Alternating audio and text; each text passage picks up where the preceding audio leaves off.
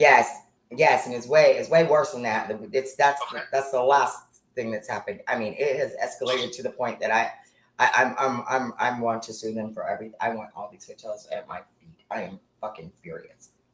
All right. What happened? It's a long ass story. You really want to go to the back, or do you want to start at the front? I mean, it's been going on for over a month, and it is just like what the fuck. And I'm excuse my language, but that's because it's the only way. I mean, we handle personal injuries, so. Okay, well, my ex-husband, he's dead now. I don't know if you've ever heard of Bruce Plesser, but he was a ambulance chaser. I don't want to say that. I'm sorry, personal injury attorney in Gulfport, which is in this area. So I know he practiced everywhere too. So I'm not dumb. You know what I'm saying? I'm not a paralegal, but I have put together the work. You know, I do know how to cash a check. I'm not dumb. I'm not. But they think I am.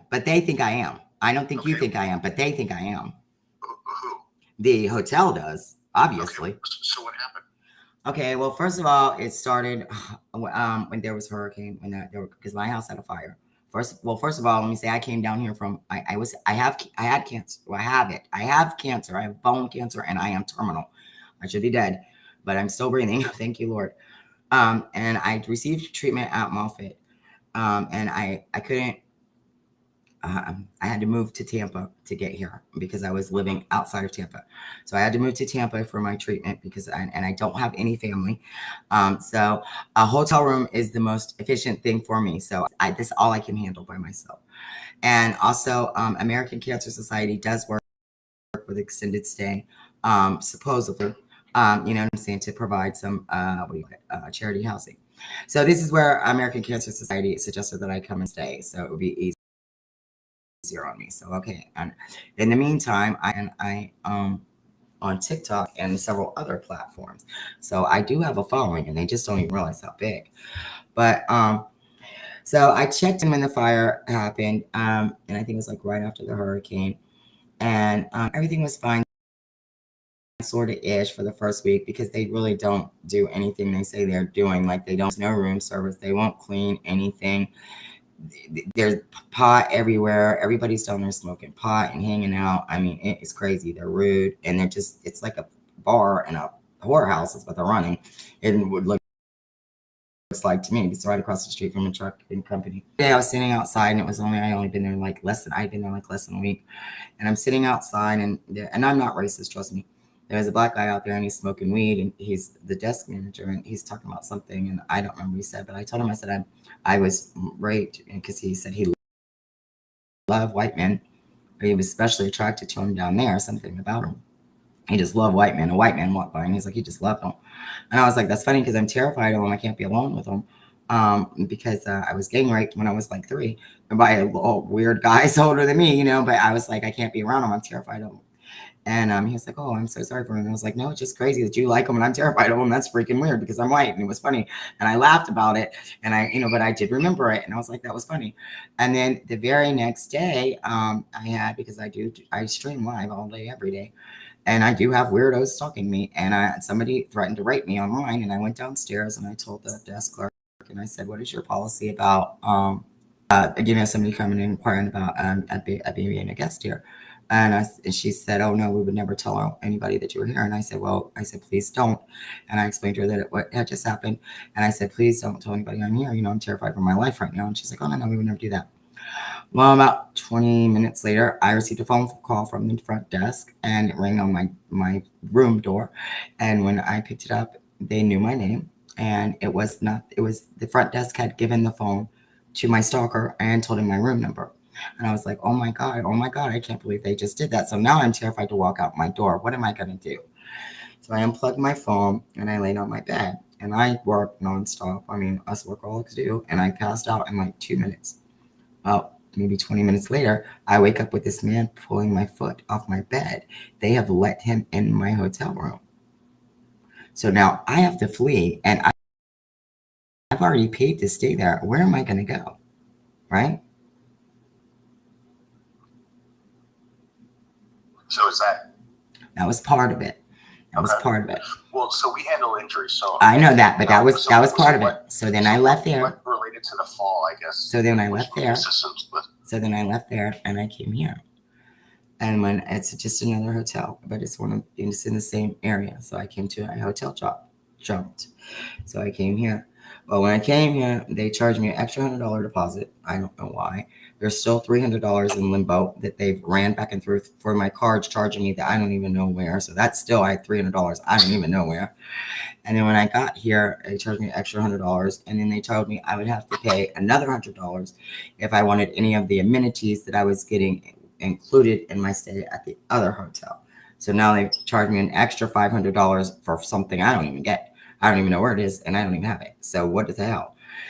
When I got in my hotel room, I went to take a pee, and there's urine all over the back of my toilet, and there's hair all over the floor. And I went down to ask somebody to clean it, and she told me I would have to wait until next Saturday.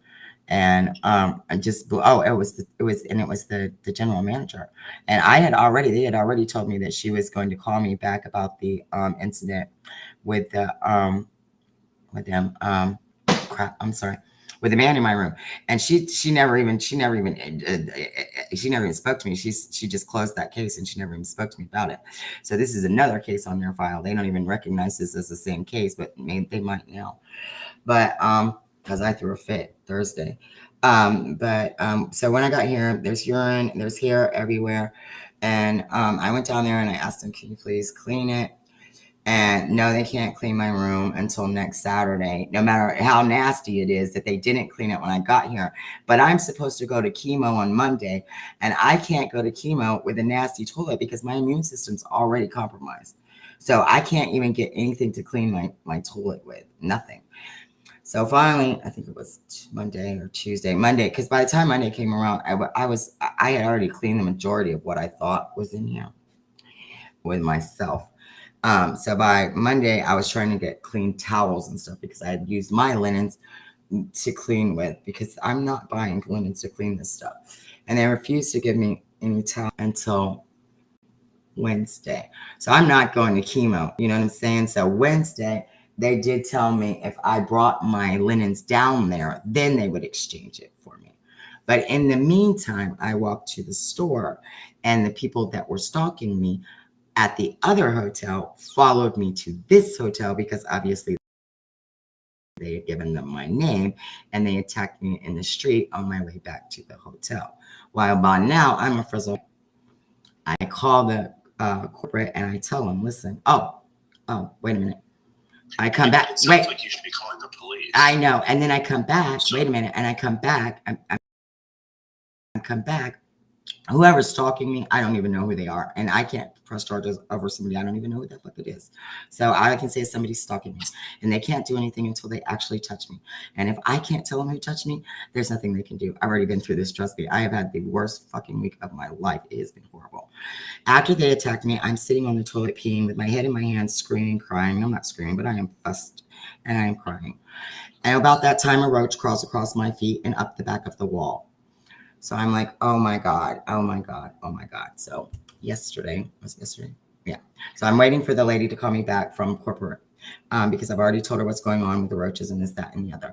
And at this point, I don't have towels, but I've done drug my sheets down there, and I've changed my own bed and all of this. So I've been going, it's been all week long. Well, yesterday I was in the shower, and when I went to get out, here goes the roach right up my freaking leg. Well, broken anyway. My hip is bad anyway. It's not broken, but my left hip is metal anyway.